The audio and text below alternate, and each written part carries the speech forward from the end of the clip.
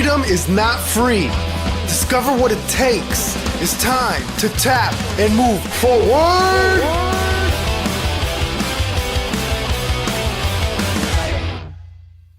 Hello and welcome to the third episode of Tap and Move Forward. I'm your host, Lynn Shelley.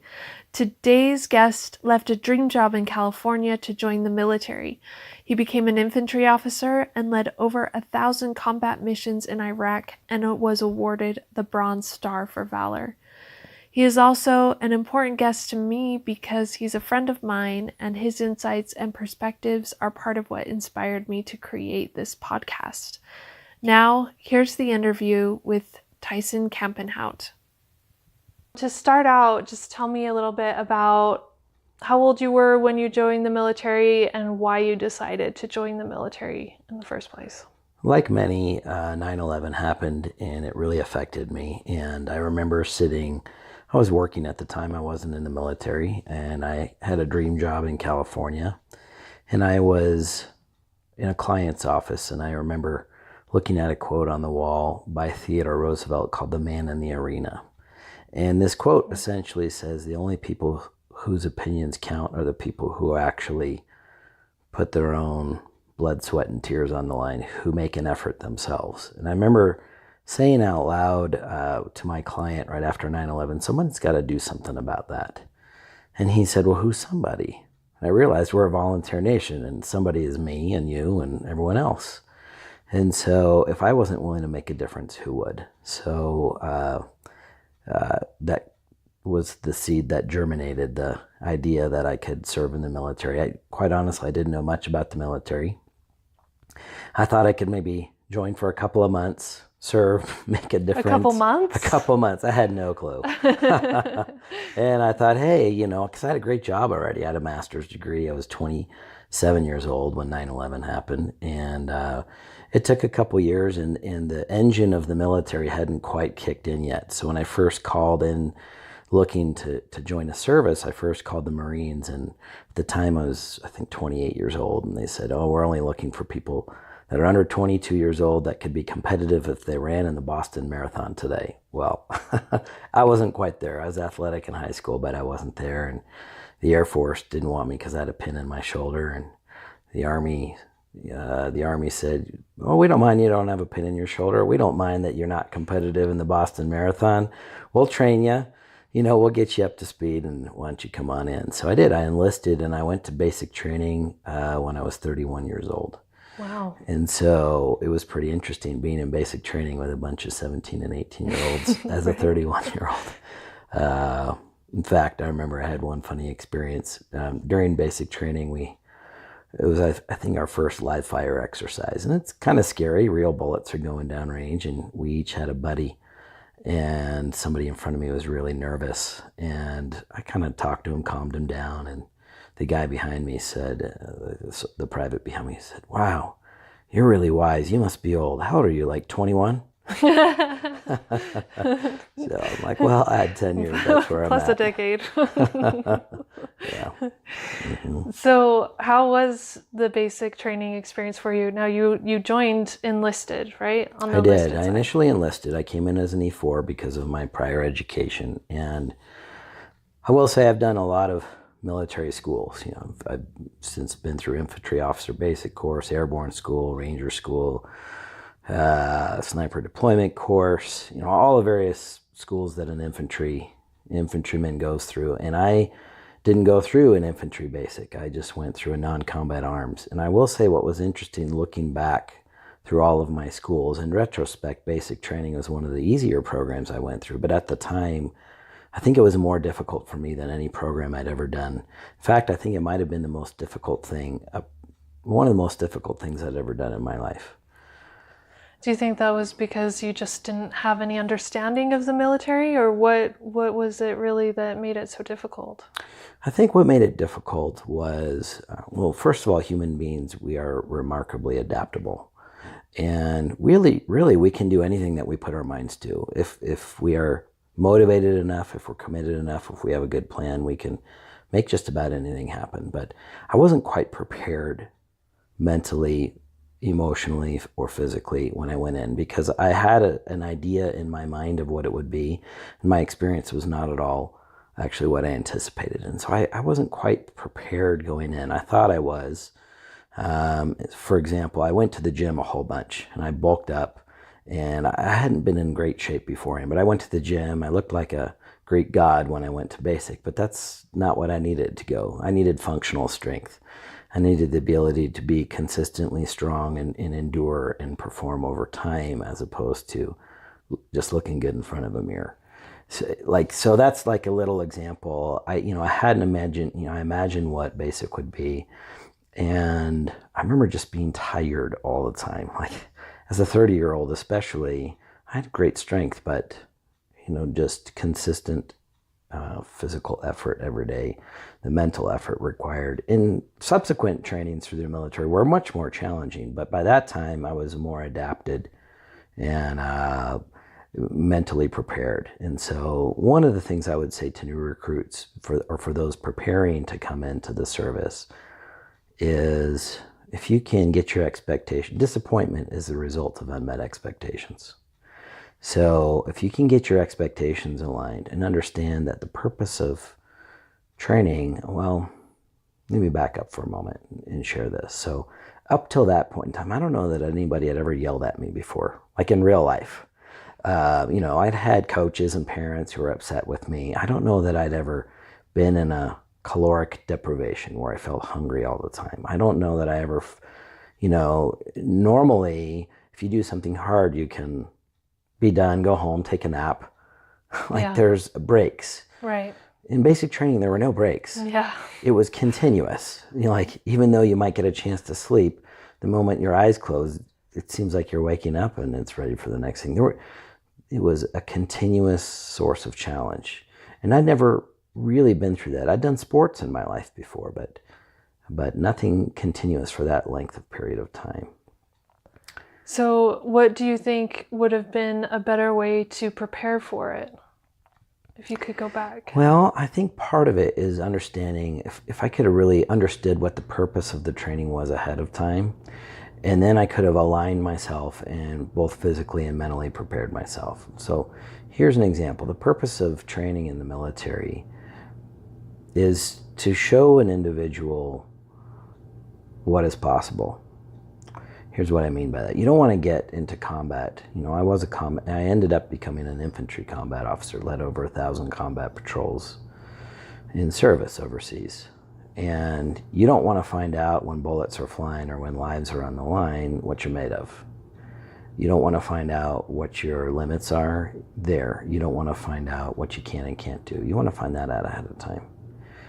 So the purpose of training in the Army, or in the military, I should say, is to prepare individuals for mastery, to be the best at what they could possibly do. Because in our line of work, if you make a mistake, there can be drastic consequences. It's not like, hey, an order doesn't get shipped or something like that. Someone can lose their life.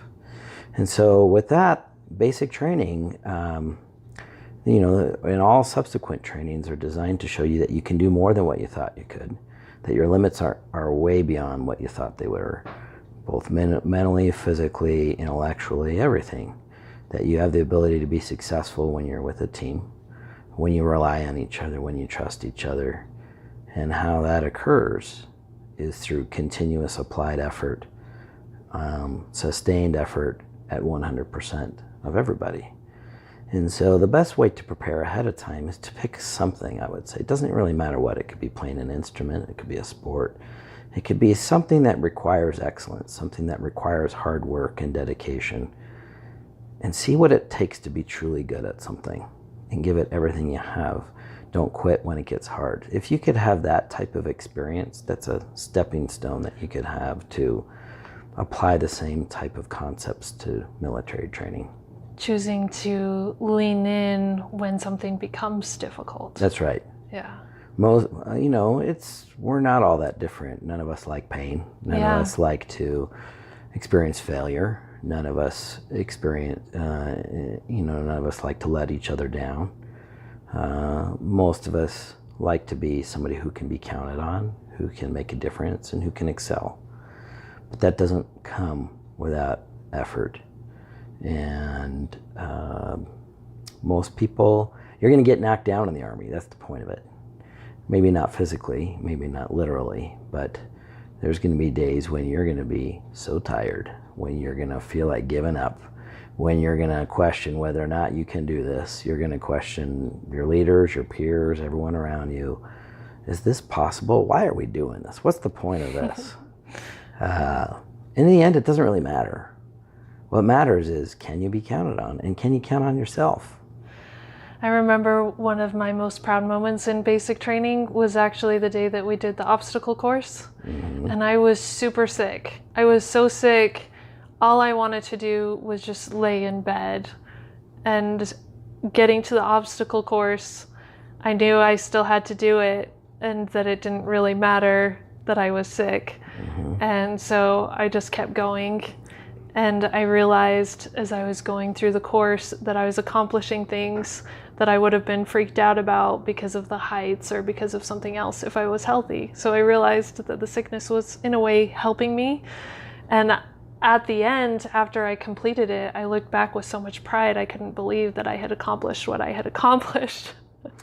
You know, that's such a common theme. I have parents of recruits, or I have people ask me all the time, would you recommend that my son or daughter or brother or sister go into the military? And my honest feedback on that is I think every individual would be well served by going in the military, because most people, when they're young, 18, 19, 20, they don't really know what they want to do with their life. Plus, they don't really know what's possible. They don't even know what their limits are. They don't even know what they can accomplish. And the sense of accomplishment and pride and knowledge that, you know what, I really can be successful if I put 100% of my effort into it, that's an ability and a concept that can serve anybody through a lifetime. Absolutely.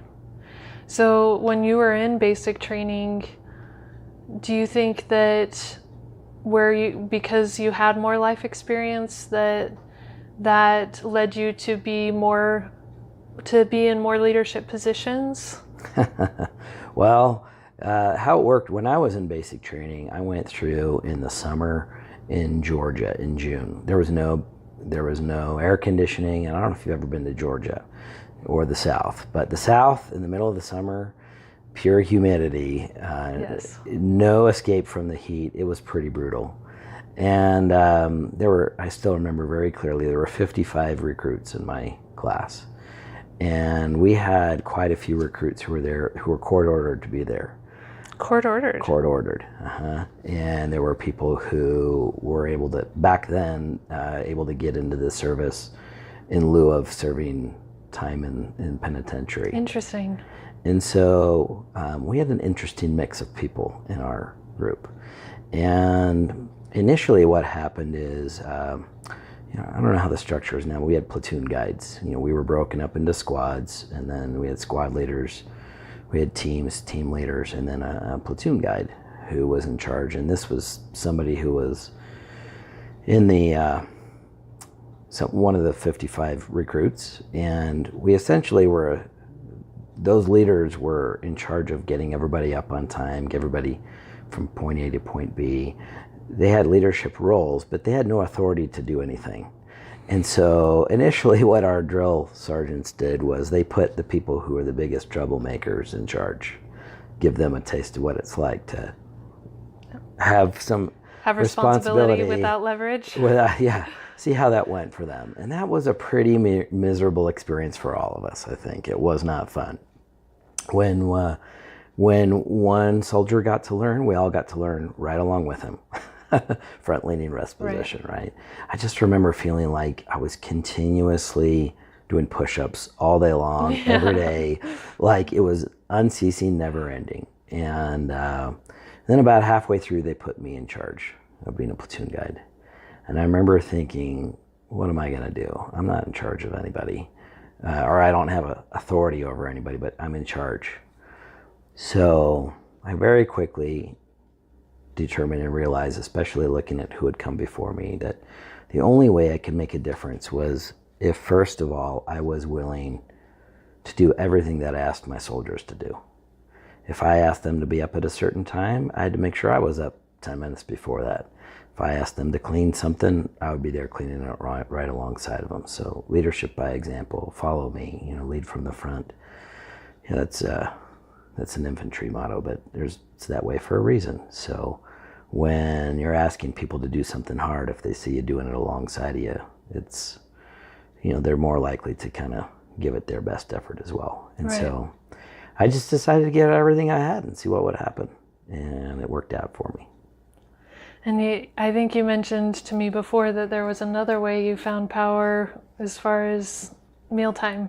That's right. So what happened was, I didn't have I wasn't a drill sergeant. I couldn't make people do push-ups. I couldn't make people do anything that they didn't want to do. But, a lot of the military is negative reinforcement because everybody avoids pain. None of us like pain. Yeah. Positive reinforcement is where you reward rather than punish. And positive reinforcement's wonderful. The challenge with it, everybody is motivated by different rewards, whereas everybody's motivated by avoiding punishment. So, Good point.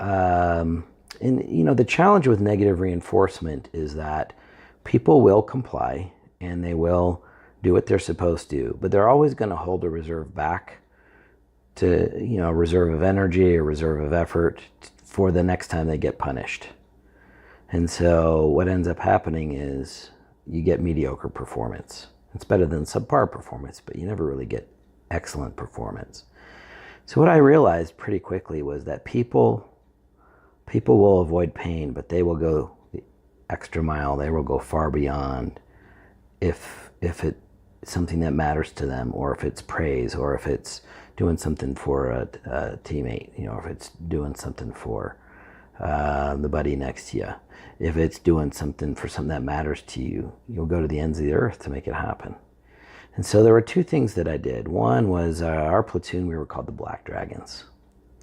And so there were four squads, and each squad at the end of the day, right before we would retire, would nominate for somebody from their squad to be what we called the Black Dragon of the day.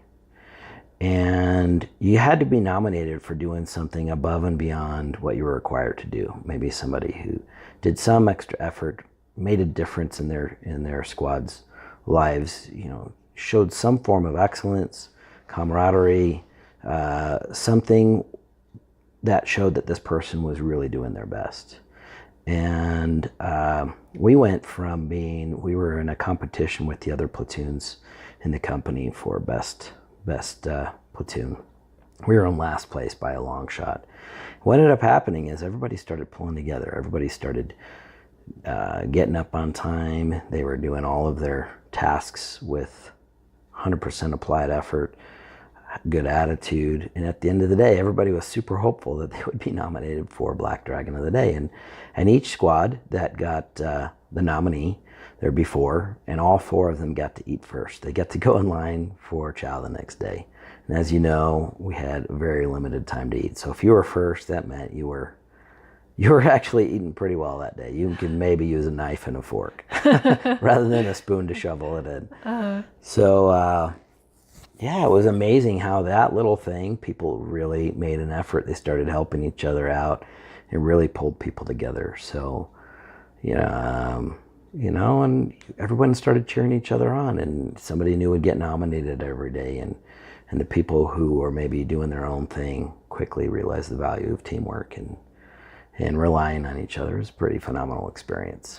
I love that you highlighted that avoiding pain is the route to mediocre performance, but when you actually engage something you care about, that's when you get into the realm of excellence.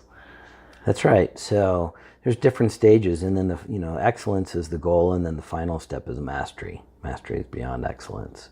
And when you think about what we do in the military, it is something that requires true mastery.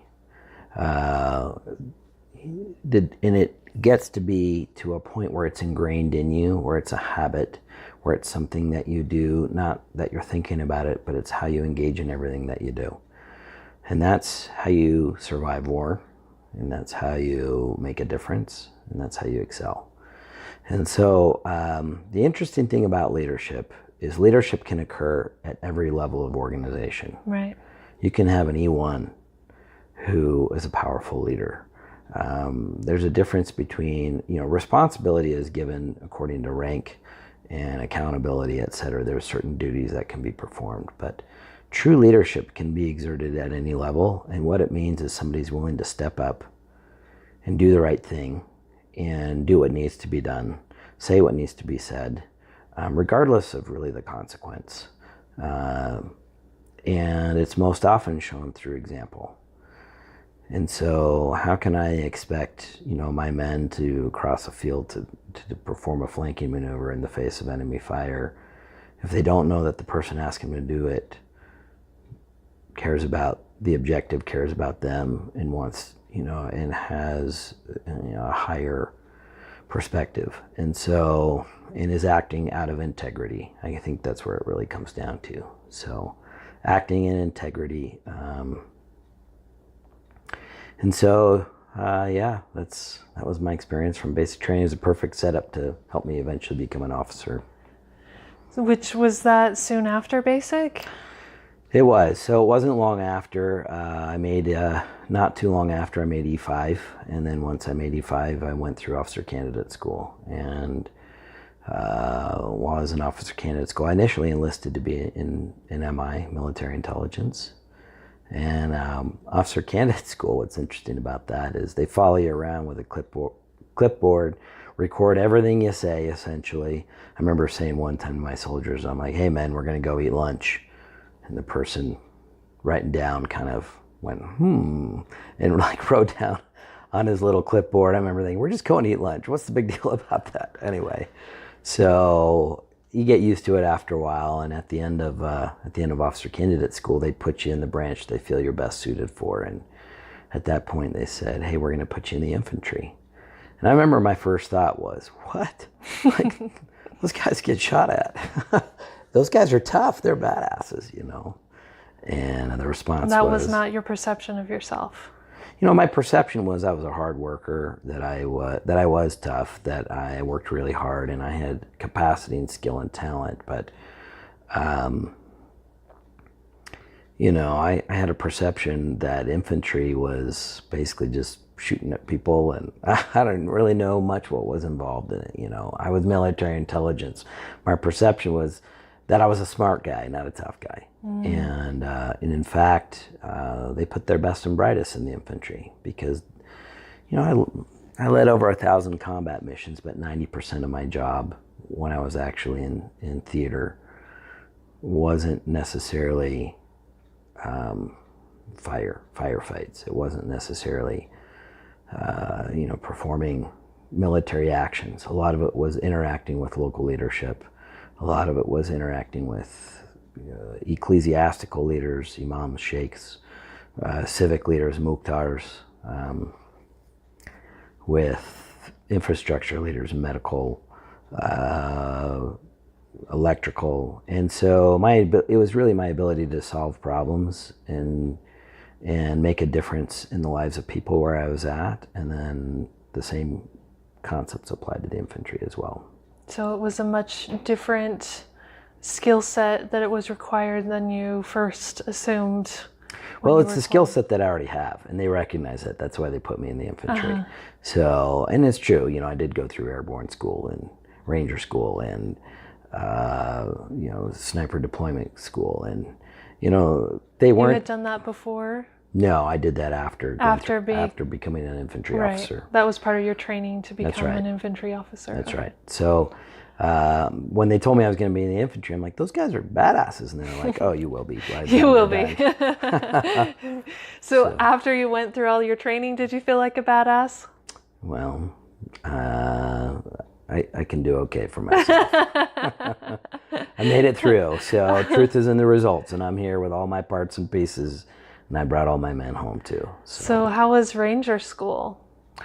So the interesting thing, there's one event that happened there that was defining for me, and it really affected my confidence and ability to be a leader in war, and really for my whole life.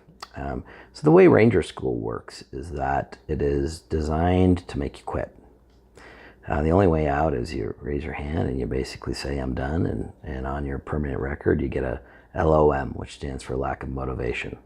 Nobody wants that on their permanent profile. And there's different phases to the school, and it's pretty tough. You're consuming maybe 2,000 calories a day, yet you are expending 5,000 to 7,000 calories a day. You are sleeping maybe 45 minutes to 2 hours per night, sustained. And it's, again, designed to let you know what your limits are, and that your limits are through the roof, that you can do and perform at a high level even while your mind, heart, and everything inside of you wants to quit. You can keep going. Right. So I had one particular experience where we were on a 25-mile road march with full kit, and the way it worked is if you fell away more than an arm's length from the soldier in front of you, you were gone in day one recycle. So to have to go back all the way through was like it's like getting to mile 20 in a marathon and saying, you got to go start over. So I was like, there is nothing that was going to make I'm going to get through this, no ifs, ands, or buts.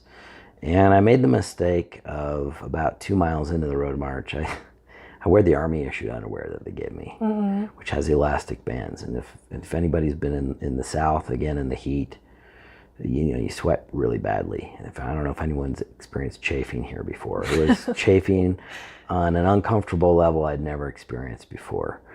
Every single step was agony. And to the point where a couple of miles into my road march, my buddy behind me is like, hey, you got blood coming out of your boots when you walk. I'd actually chafed so bad I was actually bleeding and worn grooves into my legs. I remember this was at about mile 4 in a 25-mile road march. Wow. And I remember thinking, there is no possible way I can go 25 miles. Like, how is it even humanly possible? And I said, well, you know what? I don't know that I can go 25 miles, but I can go to that tree that's about 200 yards from me. All I do is I'm gonna make it to that tree, and then I'll reassess and see how I can do. And that's what I did for 25 miles. Went to one tree, then I'd pick something else about a half-mile distance. I just took it in small little increments without thinking about the huge elephant that I had to eat. And I got all the way to the end, and it's probably the most physically painful, physically challenging, mentally torturous experience I've probably ever been through in my life, but also the most rewarding because I did make it through. And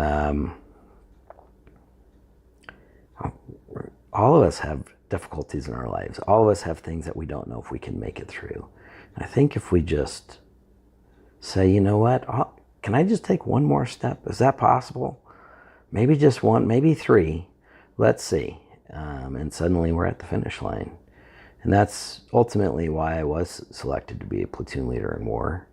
And that is how I got all my men through. We did get ambushed several times. We had some really hard things happen in war. And if I hadn't had that training preparing me ahead of time, I wouldn't have been ready when it finally happened. Right. Which you had mentioned earlier, that it's better to find those places within yourself when you're in a more safe environment versus when you're actually... So it's easy to think, military training, to question our leaders, to question how difficult it is, to question why are we doing these things. It's all, if you can keep the big picture in mind, that, hey, would you like to find out about yourself, what you can do, and what your limits are? And when you reach that limit, maybe today you reach it, but maybe tomorrow you see if you can push past that. What can you accomplish? What can you do? And how did it feel for you when you did finish after being in pain for the entire... Well, I made it through. And I remember feeling like, and have you noticed that life is always recoverable? Our bodies can recover. Life is recoverable, joy is recoverable. No matter how dark a night is, the sun always comes. It's kind of a cliche, but it's true. And so no matter how difficult training might be, there's an end to it. Just keep going. And on the far end of that, I'd almost challenge you to take a picture of yourself before you go in and after.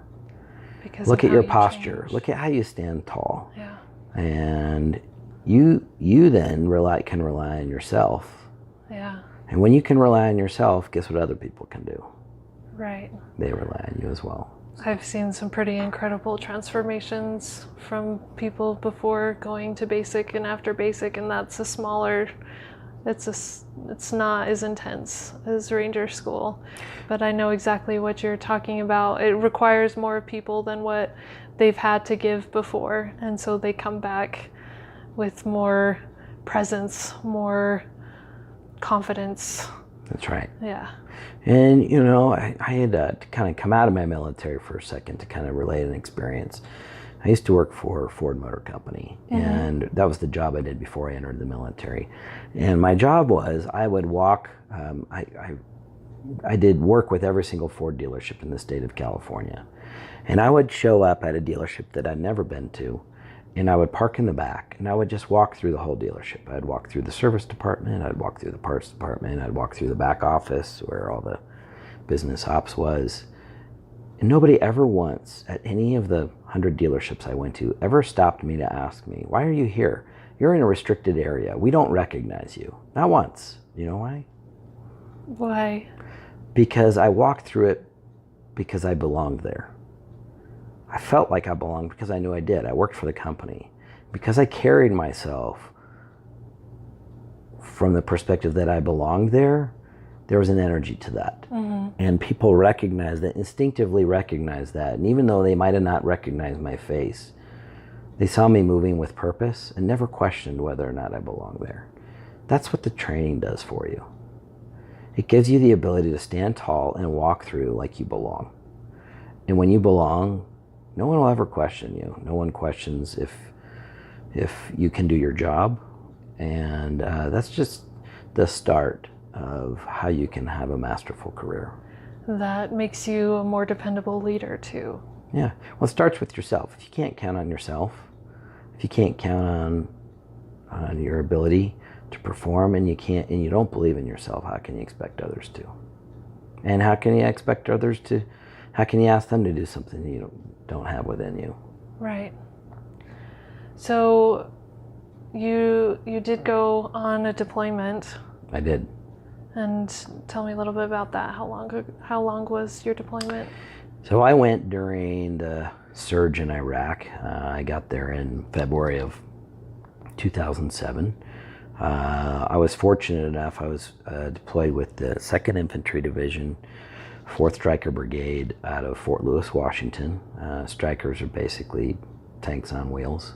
And I was a specialty in the specialty unit. I was I was a brigade asset. I had a very small infantry platoon. We only had 13 soldiers. Now, a normal infantry platoon is 40 to 50 soldiers. Wow. But on paper, it said infantry platoon. And so when we were deployed by hire, a lot of times they would deploy us assuming we were a normal size infantry platoon, and we only had 13 of us. Why so small? Do you know?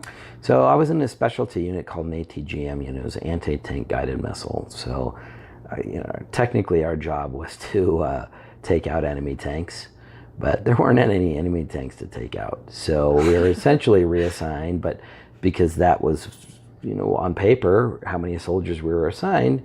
So we did have missiles. So what I often got deployed as was as a QRF, which stands for Quick Reaction Force. So as a quick reaction force unit, whenever there was fighting somewhere, whenever there was something that was really tough going on, we were deployed to be able to go, and we were essentially the backup unit. So it was like a last minute notification kind of Always, thing? yeah. Always. So we were attached to, we did a variety of jobs in theater, but we were also attached to an EOD team, explosive ordnance disposal. Right. So whenever there were IEDs, they would sit in their vehicles and have us get out and go sweep and secure the area. So we got blown up 9 times. Had I'd probably say we were in over about 100 firefights while I was there, which is a goodly amount, but out of 1,000, only about 10% of the time. So there were two particular experiences that I think might be relevant here and helpful for those listening. So the first was we, as a small unit, everybody got wounded. There wasn't anybody who kind of escaped unscathed. And at one point in time, we were pretty low. We only had 9 soldiers, and we had to go and guard a bridge for a couple of weeks. And so I just needed bodies. I needed anybody.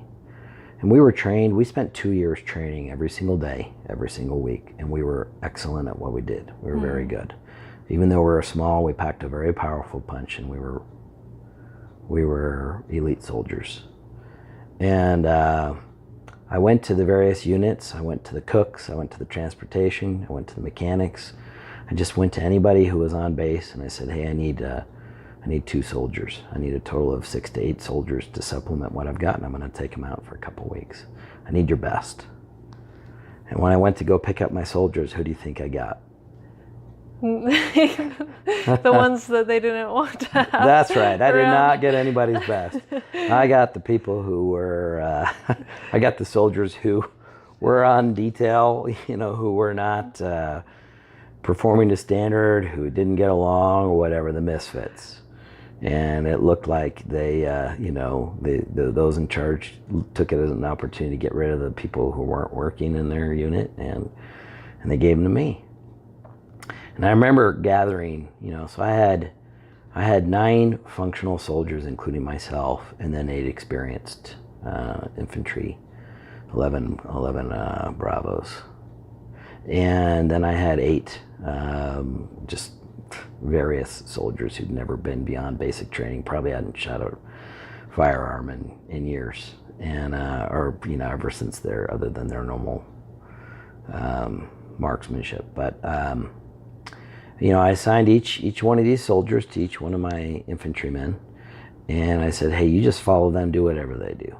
And I remember we were getting ready to go out of the wire for the first time, and none of these extra soldiers had ever been deployed outside the wire. Outside the wire means you're on a base that's protected, and you go out into the big wide world where anything can happen. And I remember them being completely petrified. You get this idea, you'd see soldiers go out clean and come back full of blood, with people dead and wounded. Right. And you build up this perception that, oh my gosh, I don't know what I'm doing. I've not had training. Right. I'm not going to make it. They didn't go to ranger school. That's right. So they haven't found out necessarily everything that and they I could remember, about themselves. that's right. I remember one soldier in particular just pleading with me, please don't make me go. I'll be it was almost like a little kid, I promise I'll be good. I'll be good. I'll go back and do everything that I was asked to do. It was like viewed it as a punishment. And I remember speaking to him, and I said, you know what? Now's when you're going to find out who you are. But guess what? We're relying on you. I know that you don't believe you can do it right now, but I know you can because you have the training. All I ask is you give it your best and don't quit.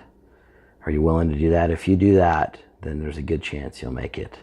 And I remember looking him in the eye, and I believed with everything that I had, and I told him, I said, I'm going to do everything I can to bring you home. But you have to give it your best, because if you don't, you won't make it. There's no middle ground here. Can you halfway jump off a diving board? You either do or you don't. So you can choose to kind of wallow in fear, and you won't make it. Yeah. You won't. Or you can give everything you had, fight with everything you had, fight with everything you have, and you'll make it home. And, I'm proud of each one of those 8 soldiers. We did go out. We all did get in combat multiple times. And each one of those 8 soldiers earned a combat action badge. And I'll tell you, this is one of the highlights of my leadership experience, seeing those young men come home, and seeing them come back after 3 weeks out with us, standing tall like they never had. They walked home. They came back to their units changed men. And they were no longer the misfits. They were no longer the people who didn't make a difference. They did. It was very difficult for them. I'm not going to sugarcoat it. Almost lost a couple of them. But they did it. They found it within them to find their own magnificence. And they stepped up and they survived and they made a difference. And I still to this day get contacted by some of them thanking me for I guess believing in them and showing them how to make it. And so it doesn't matter whether you're a cook. That's the point. It doesn't matter whether you're a mechanic, a crew chief, transportation, ordnance. Everybody has it within them to be excellent. How long were they with you? Just 3 weeks. 3 weeks. And what was remarkable was at the end of 3 weeks they asked if they could stay. Wow, that is remarkable. They asked if they could stay because also, we build up monsters in our own mind. Yes. And we think that, it's far worse, the worst is going to happen. And it can, but you know what? All you can do is just like we talked about earlier, all you can do is put one foot in front of the other and give it your best every day. And you can't what if yourself to death. Right, so it's a situation that basically requires that of you. Yeah, we were even just for survival, it requires it. That's right. We were in a really, not at this particular moment, but at a different point in time. We were in a base called FOB, Forward Operating Base Warhorse, north of Baghdad. And I want to say there were probably 350 soldiers there. Out of those 350, I want to say 100 lost their lives. And wow. So it was a tough time. And every day you'd go out and you didn't know if you'd make it. But you can only live in fear for so long. You can only live with the possibility of death. You can't live curled into a ball. And so the only way through that, through fear, obviously it's easy to say, hey, have courage. That's something you can say. But it's demonstrated by going back to everything we've been talking about, putting one foot forward. I'm just going to make it to that tree right there. 100 feet from now. I'm just going to drive to that city. I'm going to do my best and believe that, possibility and good possibilities and outcomes will exist. And you know what? Even if the worst happens, I know I've got brothers around me who'll take care of me, who do their best. I know that nobody's going to give up on me. And life and joy is recoverable. Unless I don't make it. And if I don't make it, it's okay. I won't even know. So we had a little bit of a fatalistic attitude, but we approached it with humor cope, and right? professionalism, Yeah. and we made a difference. We really did. You said that there were 2 experiences from your deployment. Yeah, so that was one, and then the other one that I wanted to share was, there was a town called Asada. It was called, our nickname for it was Carnage Asada. An 82nd Airborne unit had been deployed there about 6 months before, a platoon of, I think, 35 soldiers, and 30 or 31 of them had been killed. It was a really rough town, and so it had been sitting there empty for months. And then my small little platoon of 13 soldiers was asked to go in. And I remember thinking, how am I going to do this? Those guys didn't make it before, and here we are coming in with a third the firepower, and they didn't make it. What am I going to do to make a difference? And I remember what I decided to do was to enlist the locals into support, rather than take the traditional approach of my gun is bigger than your gun, so you better do what I say. Say, what would it be like if I could get the local support? And so every day I would show up and I would try and make a difference with local people. And rather than working against everyone, I tried to enlist the help of others around me. And over time, I became seen by the local population as somebody there truly to make a difference. They could see that I wasn't there to take from them, that I wasn't there to beat them into submission, but that I was there to try and improve their lives.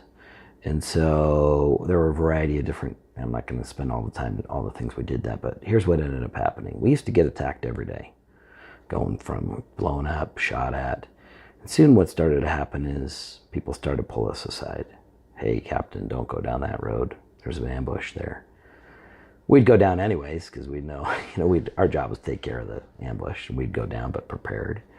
oh, hey, Ahmed, he has a suicide vest. You might want to go look over there. We'd go, sure enough, there'd be a suicide vest. So we got the local people on our team. Wow. And we went from being attacked every day to twice a day, or to twice a week, to once a week, to once every couple weeks. But the thing that saved us with all of this, two things. One, we got local support and built a relationship of trust.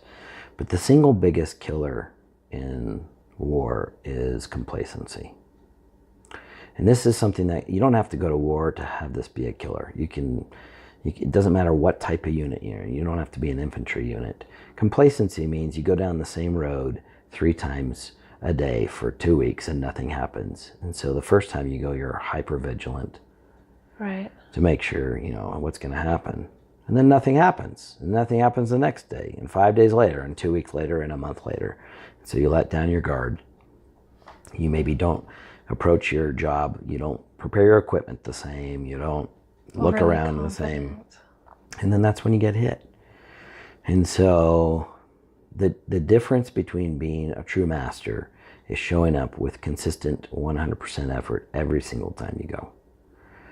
To never put yourself, to not allow yourself to kind of have an off day, because that's when disaster strikes. So if you're a crew chief, a helicopter, or you're preparing a plane, or you don't do your job, some people in our profession, they die. And so me as an officer, that was my number one challenge, was keeping both myself and everybody else non-complacent. So afterwards, when you returned home, did a lot of those lessons follow you back into, I guess I could ask, how much longer were you in the military after your deployment? Well, so this, maybe it could be a subject for another podcast, but one of the challenges of being in such a emotionally demanding environment is saw and experienced and participated in a lot of very emotionally challenging experiences. Sure. War is the greatest example of viciousness and cruelty that mankind can visit upon each other. And to be surrounded by that on a daily basis and not have it seep into you is impossible. And so to come home, when I came home, I was there for a very extended period of time. I was there for a longer deployment than most because of the time and circumstances. And I was there for nearly a year and a half, first deployment. And Wow. So when I first came home, I was injured while I was in the war, and it was a great strain on my marriage. And my family just were not very supportive of me continuing my career. Now, remember, I joined later in life. I never planned to make a career out of it. I found that I was very good at what I did. Yeah. I rated in the top 10% of all officers, and the Army really wanted to keep me. But my family wasn't too keen on that. And the next, if I'd stayed in, I would have deployed again just months after getting home. Wow. And so the idea of being in that much of a sustained, stressful environment, I chose to exit the Army at that point in time. And I remember very shortly afterwards, I was at working with some client, and he was yelling and screaming and super upset about some order that didn't ship on time. And I remember asking him, "Did your leg get blown off?" And he was like, "What?" I'm like, "Did your leg get blown off?" He's like, "No, what are you asking?" I'm like, "So it's not a bad day." I'm like, "Put it in perspective here, mister." So a bad day in my job is someone's leg gets blown off. Your order didn't ship. What's the big deal? I had a difficult time reintegrating initially. So learning how to process all those difficult experiences and then transition into peacetime, that's a whole nother conversation. Right. But I was able to successfully do that, but many and most aren't. Talking more about the positive side, or the things that you learned that developed you as a person and character and things that you care about, did you carry those with you into the civilian world? Oh, absolutely. 1,000%. How have those enriched your life? Well, kind of everything that we've been talking about here is, first of all, I trust myself and I believe in myself. And I also know that I am not, I don't have every answer. And I'm willing to rely on those around me when I'm having a hard day. So that, it's one of the fantastic, phenomenal things about being in the military is a sense of brotherhood or camaraderie. I was in the infantry, or all male, but same thing, to have females and males, to be able to rely and count on each other, to develop a trust in one another. We don't have to go it alone. We've got each other. We've got other people pulling for us. And so that sense was one of the things that I missed the most about the military, and that I will carry to this day as being one of the most positive, influential things that I've ever experienced. The ability to survive hard things, and the ability to be successful while exploring difficult things. If I were to make a recommendation, again, I'm coming back to a question you asked earlier. One of the things I wished I'd done physically to prepare a little bit differently was how to have my body be able to withstand sustained stress. So to be able to run 2, 3, 4, 5, 10 miles is more important than being able to sprint 100 yards, for as an example. The ability to continuously use your body and muscles every day rather than being able to deadlift 1,000 pounds. The endurance aspect. The endurance aspect. And then that concept applies both spiritually, to relationships, to your mental toughness, all of that. So the ability to have a sustained effort over time. All of us hopefully have long lives. This isn't some short little thing that we just need to do awesome at one day. No, what would it be like to show up every day of your life over time? So that's something the military taught me. Right. So you still try to apply that then? Absolutely. Where every day That's right. In fact, now I'm in a profession where people will come in, they'll work really hard for a month or two, and then they're gone. They enjoy some success, and then they take a day off. Well, there's no days off necessarily. There's ways where we can recharge and regroup, but if we're approaching anything, why not give it everything that we have with 100% commitment and 100% effort, and then see what the results are. Is there a time where that becomes exhausting, or you just kind of embrace the exhaustion, or it's not exhaustion because it's what you want to do? Well, it's in balance. For example, when I say 100%, it's not running around like a madman, hyper everywhere. But what it means is that when there is something that requires effort, we give it 100% effort. If there is something that requires study, then we give it all of our study. And then it's important to have that balance, to recharge, whether through relationships or being physically fit or hobbies or whatever it is that we do. We don't need to work 100% of the day. Get good rest, take care of our bodies, laugh, have some fun. All that's important. But when it's time to work. It's the same concept again of kind of the negative reinforcement. If we just kind of put just barely enough in each time just to kind of keep us going through, yeah, you'll get by. But to enjoy what you do, what would it feel like to go to work every day and love what you do? What would it feel like to show up for your life and be excited for it every day rather than feeling like a grind? How you get there is to be 100% engaged. Perfect. Thank you so much. I do have a couple more questions to ask. I just first want to thank you for sharing about your experiences in the military and over your career and your leadership mentality, which I've told you a number of times I find quite inspirational. I love your ability to come up with creative solutions. Well, Einstein said the true definition of intelligence is imagination, which I thought was interesting. Yeah. So I appreciate that. I know that one too.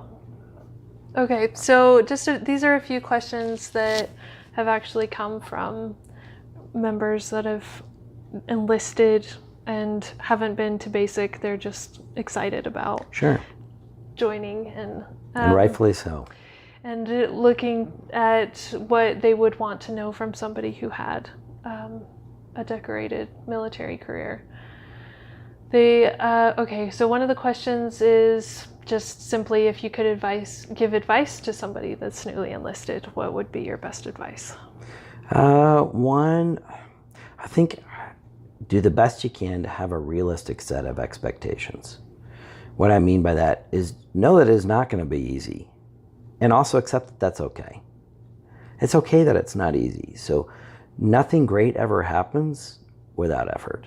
And so if you're prepared to give effort, be prepared to have like a fantastic time, to have a fantastic outcome, to have the outcome that you would like. And so my recommendation would be to give it everything you've got. Volunteer when they ask for volunteers. I know that's kind of like a lot of people say, don't volunteer, especially in the infantry. No, do it. Because I hate that. I hate that don't volunteer mentality. I don't think who does that serve? I had doesn't one. serve anybody. That's right. In fact, I had one drill sergeant tell me, anytime anybody invites you to do something that's going to give you a chance to excel or education or do anything to improve your life, say yes. Why wouldn't you? Right. Yeah. So the reason why people don't is because they're worried it's going to be hard. Right. Or painful. Yeah. But yeah, so if you accept that it is going to be painful and it is going to be hard, but there's a price to pay for everything. Yeah. So if you're willing to pay the price, whatever it is, then you're going to be excellent. And what is that worth to you? What would it feel like to be excellent at what you do? Is there something that you feel like you focused too much on in your career, maybe got in the way? Well, it's a little bit opposite. So here's my thoughts on that. I never went in thinking I was going to make it a career. Mm-hmm. I went in thinking, I'm going to serve my tour, my term, and then I'm going to be done. So the result was I wasn't protecting my career at all. I would say what needed to be said. I gave my opinion, my honest opinion. I wasn't like guarding my back. I didn't care about politics because I wasn't there long term in my mind. And the great irony of that was I was more respected and I was more trusted, and I was put into more positions of leadership because everybody always knew where they stood with me, and they could count on me to give feedback that was fair and grounded in integrity. So if you're worried too much about your career, it can get in your way. Just live with integrity and authenticity. That's what I would say. I love that. That's really powerful advice, actually. I love that. Was there something that you maybe didn't focus on enough because of that? Well, again, in preparation ahead of time, I didn't focus enough on my endurance aspect. Right. Mental and physical endurance. And then relationships-wise, too. That's another area people don't talk about very much. The people around you, the people that are not going into the service, letting them know why you were going in, why it's important to you, and asking for their assistance and being supportive. Maybe they're politically it doesn't align, your parents, your friends, whoever. This is your life. So it's okay that everybody doesn't agree with your decision to serve in the service, but ask them to be respectful and let them know what you're going through. It can be hard to sustain relationships outside of the service without good communication. Yeah, definitely. Who were your greatest mentors or role models in the military? As much as maybe I didn't like them at times, my instructors, my Ranger instructors, my, Drill Sergeant Parsley, I still remember his name, Drill Sergeant Cassidy. Boy, those two. I don't think I've ever hated anybody in my life, but I thought at times maybe I did hate those two guys. Yeah. But, now after the fact, so grateful for them. They cared enough about me to demand that I live in excellence. Yes. They cared enough about my survivability that I would make it in a career to hold me to a standard that was required. So if somebody is too easy on you, do they really care about you? And so I'm grateful for all of them.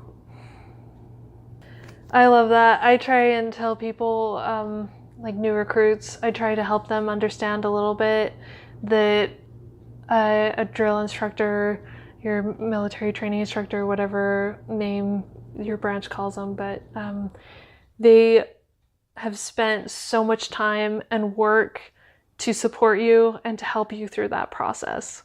And you may look at them and be like, they are evil, they hate me, they're causing me all of this pain and torment, when in reality, all of it is designed for your good. That's right.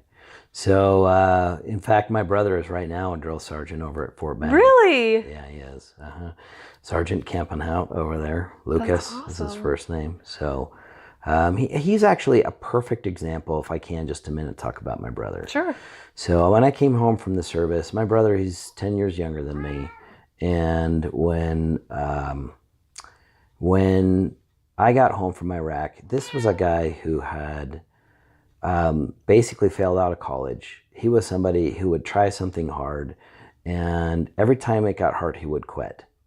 He would try out for a sport and quit. He had a C average in high school. He just wasn't very successful in his life. And he approached me and he said, I don't want to be like that the rest of my life. Do you think the military would be good for me? And at first I was like, well, yeah, it's going to be amazing for you, but guess what? You're not going to be able to quit. He's like, oh, I won't. I'm like, you're going to want to. It's your pattern. That's your life. He's like, that's why I'd like to do it. So I initially recommended that he do like mechanic, that he do something with computers. He was kind of a frail guy. He wasn't very physically fit, kind of scrawny. And he enlisted to become a Cav scout, a cavalry scout, which is an extremely demanding, those guys, their job is to go behind enemy lines and scout out and be forward observers for artillery. And, wow. And it's a really tough job. And I was like, are you sure that's what you wanted to do? And he's like, if I'm going to do it, I might as well go all the way. And he did. And he did. And he said he wanted to quit 1,000 times. But the reason he didn't was because of his brothers on either side of him. They didn't let him quit. And it was that team mentality that got him through. He was wounded in Afghanistan, got the Purple Heart, and now he's a drill sergeant. He's been in the service for probably 12 years now. So kind of, if anybody can do it, if he could do it, anybody could do it. It just takes commitment. How did you deal with failure in your career? Well, everybody fails, and that's okay. So the first thing is to take accountability, always. Say, you know what, how did I cause this to happen? Rather than deflect, rather than look at, oh, it's because of my equipment, it's because of the circumstances, it was raining, I was tired. It's so easy to deflect blame and to go outside of ourselves as to fail, but to say, well, how did I cause this?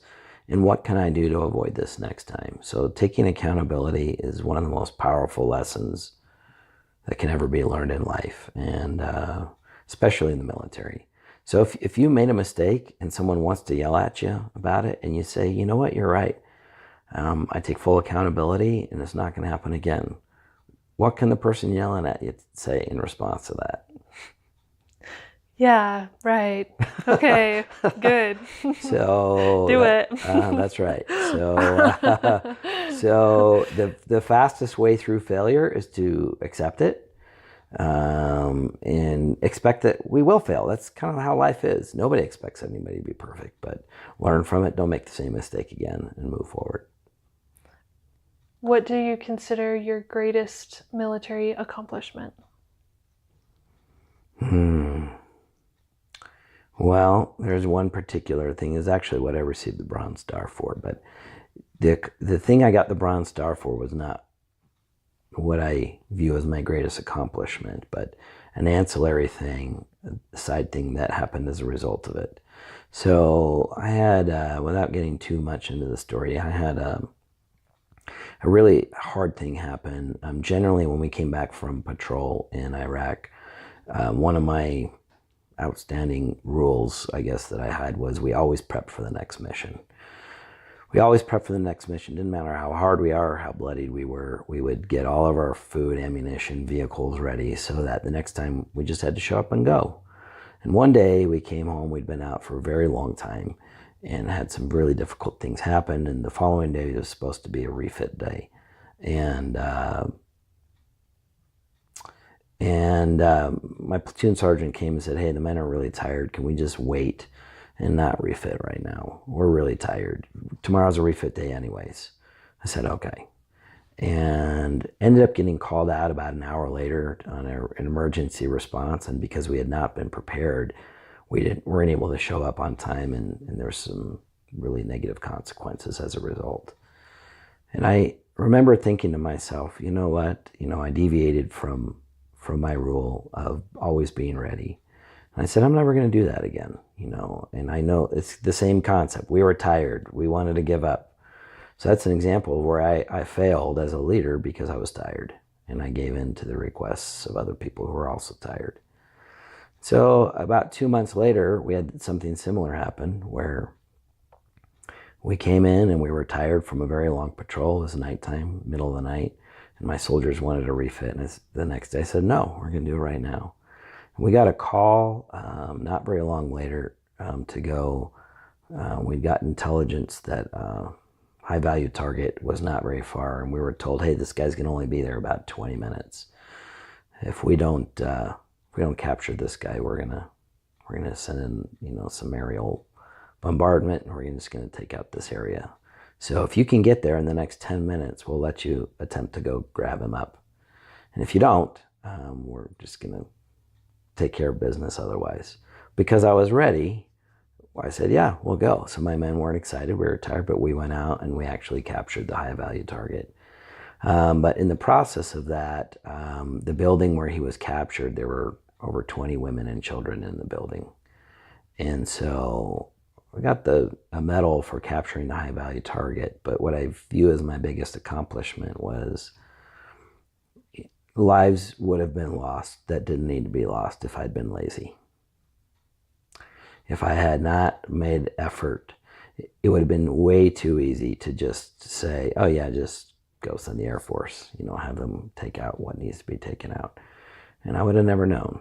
And people, women and children and people whose lives didn't know what was in the balance, are alive today because I made an effort. And so that was, my own mind, I did give it my best. And a sustained pattern of excellence throughout my whole career resulted in that. If I hadn't lived that way, then you never know. I guess what I'm saying is you never know what difference it can make. Thank you so much. Like I've said before, I've been looking forward to and excited about this interview for a long, long time. And I really appreciate your insights and your perspectives, and I'm glad that they're getting passed along to other people. Do you have any way that, or anything out there that people could connect with you on, or is that?